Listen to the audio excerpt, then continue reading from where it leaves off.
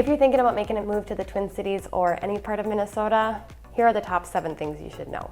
Be sure to stay tuned for number 7 because I'm going to give you some tips on how to avoid it.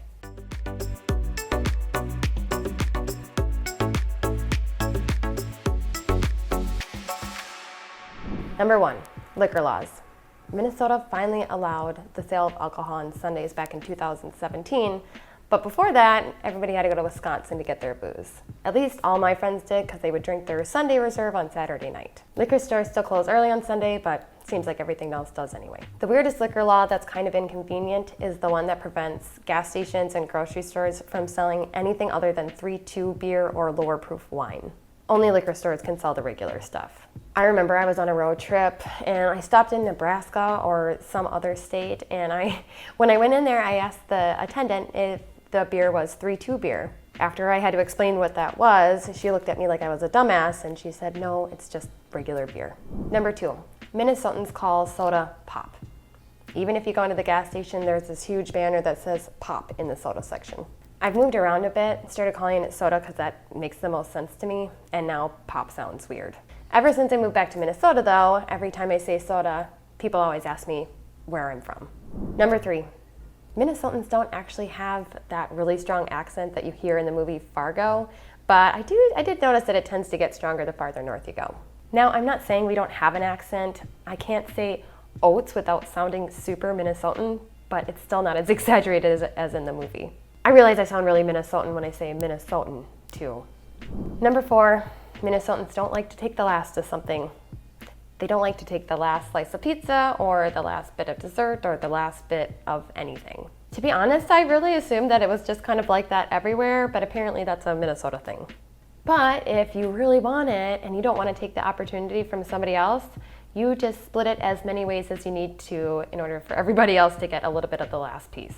If you do want to take the last one and somebody is a jerk to you or judges you because of that, they're just an asshole and you should find new friends. Number 5, the monthly tornado alarm. This alarm happens every first Wednesday of the month. If you move to Minnesota, don't be alarmed if you hear a really loud siren on the first Wednesday of the month. Most counties in Minnesota test their tornado alarm at full blast. I've had visitors come during the first week of the month and then they heard that alarm and gave me this really panicked look, and I said, oh, don't worry, it's just the first Wednesday of the month. So if you're gonna move here, just know it's just a once a month kind of thing. Number 6, heading up north. When Minnesotans want to go somewhere either for the weekend or on vacation, they say we're going up north. If you're from Minnesota, you know exactly what that means, but I realize that sounds really weird to people who are not from here, like, what's up north? Basically, it just means that someone's going north of the cities. If they're already from up north, that means they're going north of where they already are to a cabin or a campground that's close to a lake. Number 7, Minnesota goodbyes. Minnesota goodbyes are definitely a thing. It's basically when a person or a group of people say they have to leave and then they just keep saying goodbye in different locations leading up to the exit. And then when they get to the exit, they linger for like another 10 to 45 minutes before actually leaving. My friend and I were traveling out west in her van, and we met this guy on the way to the lake, and we became friends with this guy, and we talked about our dreams and life and philosophy. And then came the time to leave, and he hugged us goodbye and he left. My friend and I looked at each other like, wow, that happened so fast. I feel like we're missing something. And then we realized that the Minnesota goodbye is ingrained in us. One good way to avoid the Minnesota goodbye is just to establish a time that you need to leave right when you get to their house. You could say it's for an appointment, or that you have to pick your kids up from practice or from school or whatever, or any commitment that is time sensitive.